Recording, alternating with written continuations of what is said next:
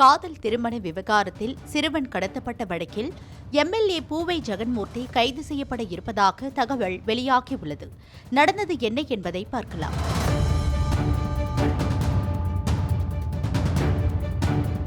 திருவள்ளூர் மாவட்டம் களப்பாக்கம் என்ற பகுதியைச் சேர்ந்தவர் தனுஷ். இவர் தேனியைச் சேர்ந்த விஜயஸ்ரீ என்ற பெண்ணை காதலித்து பதிவு திருமணம் செய்து கொண்டார். இந்த திருமணத்திற்கு விஜயஸ்ரீயின் பெற்றோர் எதிர்ப்பு தெரிவித்து பெண்ணை தேடி தனுஷ் வீட்டுக்கு சென்றுள்ளனர். அங்கு தனுஷ் இல்லாததால் அவரது 17 வயது சகோதரரை கடத்தி சென்று பின்னர் பேருந்து நிலையத்தில் இறக்கிவிட்டு சென்றுள்ளனர். இது தொடர்பாக தனுஷின் தாயார் லட்சுமி, புரட்சி பாரதம் கட்சியின் தலைவரும் கேவிக்குப்பம் தொகுதியினுடைய சட்டமன்ற உறுப்பினருமான பூவை ஜெகன்மூர்த்தி உள்ளிட்டோருக்கு எதிராக புகார் அளித்தார். இதுகுறித்து வழக்கு பதிவு செய்த போலீசார் விஜயஸ்ரீயின் தந்தை உட்பட 5 பேரை கைது செய்தனர். இத்தகைய சூழலில்தான் போலீசார் தன்னையும் கைது செய்யக்கூடும் என்று எண்ணிய பூவை ஜெகன்மூர்த்தி முன்ஜாமீன் கோரி சென்னை உயர்நீதிமன்றத்தில் மனு தாக்கல் செய்திருந்தார்.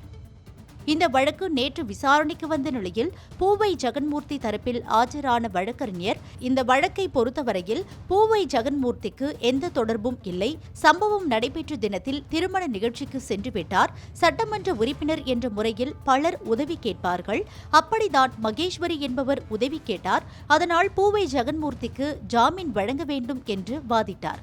இதற்கு காவல்துறை சார்பில் ஆஜரான அரசு கூடுதல் தலைமை வழக்கறிஞர் இந்த சம்பவத்தில் பூவை ஜெகன்மூர்த்தி மூளையாக செயல்பட்டிருக்கிறார், அவர் போலீசில் அளித்த வாக்குமூலத்தில் முரண்பாடுகள் உள்ளன, அவருக்கு ஜாமீன் கிடைத்தால் சாட்சிகளை கலைக்கக்கூடும் என்று வாதிட்டார்.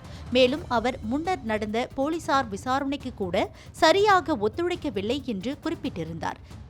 இந்த வாதங்களை பதிவு செய்து கொண்ட நீதிபதி ஜெயச்சந்திரன் வாக்குமூலம், சம்பவம் நடந்தபோது பதிவு செய்யப்பட்ட தொலைபேசி அழைப்புகள், சிசிடிவி கேமரா காட்சிகள் என அனைத்தையும் அலசி பார்க்கும் போது இந்த வழக்கில் ஜெகன்மூர்த்திக்கு தொடர்பு குறித்து ஆரம்பகட்ட முகாந்திரம் உள்ளது, எனவே முன்ஜாமீன் மனு தள்ளுபடி செய்யப்படுவதாக உத்தரவிட்டார்.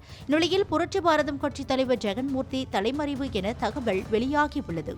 திருவள்ளூர், காஞ்சிபுரம், சென்னையில் 4 தனிப்படைகள் அமைத்து அவரை சிபிசிஐடி போலீசார் தேடி வருகின்றனர்.